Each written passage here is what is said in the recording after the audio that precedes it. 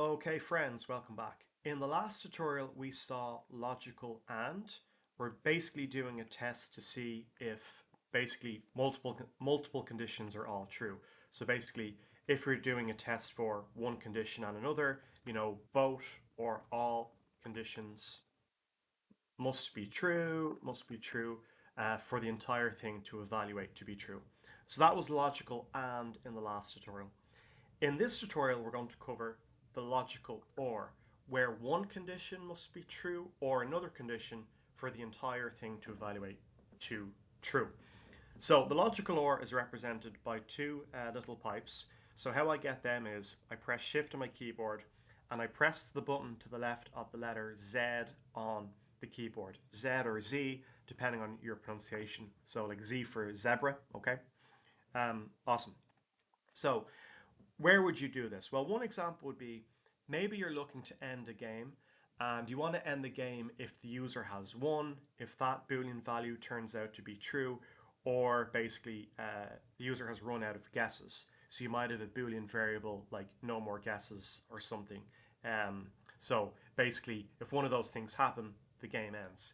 Another example might be, you're looking to hire somebody and you want to make sure they have relevant experience or the relevant qualification. Okay, you're kind of busy right now, so they don't need the qualification and the experience. One or the other is good, and if they have a positive attitude, you feel you can, you can train them up, right? So how do we test for that? Well, let's create a variable called has experience. Okay, so do they have experience in our fields? We're actually interviewing a young candidate and they've no relevant experience, so that's false. Okay, so that's no good. But what we're saying to them is, hey, listen, you don't really have any experience, but we're going to give you a test. And if you can score 60 or higher in the test, we're going to give you the job, right? So basically, they do the test, they're very enthusiastic, and like, oh my God, like, they get like 75, so that's really good. So now let's do a test to see if we're going to hire them or not. Well, what we do is we have our if condition. So we want to say we want to hire them if they have a score that is greater than or equal to 60, or they have relevant experience. Okay, so or has experience, that variable is strictly equal to true. Okay, remember, you could also as well just delete all of this. So has experience, just passing that variable in there, that's basically the same thing as testing. For has experience is strictly equal to true. I'll just use this syntax for now, but you'll get more comfortable with the more shorthand notation as we go through the course and write more code together.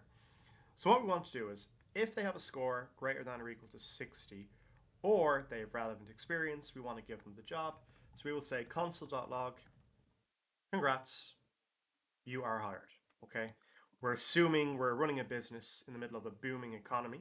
Recessions are no fun. Alternatively, we say, sorry, you are not hired. You are not hired today. We'll do the whole like, please try again another time. We don't want to be, what's the word? We want people to feel like they can come back and apply again. We don't want them to be disheartened. Okay, so what's going to happen if I save and refresh in the browser? Well, let's have a look. Has experience, the young candidate, has no experience, so that Boolean value is false, but they got a score in the test greater than or equal to 60. 75 is greater than or equal to 60. So now we do our test, right? Now remember, with the logical or, only one condition has to evaluate to true for the entire statement to evaluate to true, okay? So in the last tutorial with logical and, both conditions would have to be true for us to hire the candidate. So if, for example, I was to say the logical and, basically, in a strict environment, maybe there's a recession now, we're not hiring unless you have the relevant experience and you have a good score, because when recessions happen, employers have more power. Basically, in that situation, we're not going to hire the candidate. Sorry, you were not hired today. So while they got a good score, they didn't have relevant experience. But then the economy grows again. Yay. And, we need to be a bit less picky about who we hire, even though we have a great company. So now we're saying, okay, you know what? This young guy doesn't have experience, but he got a good score. So while has experience is going to be false, right?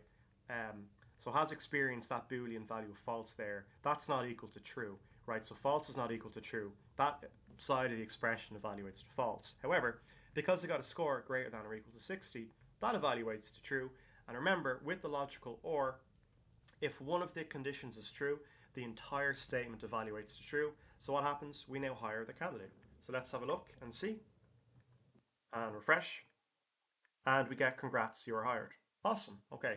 We can do another test as well with the logical or, another example just for practice.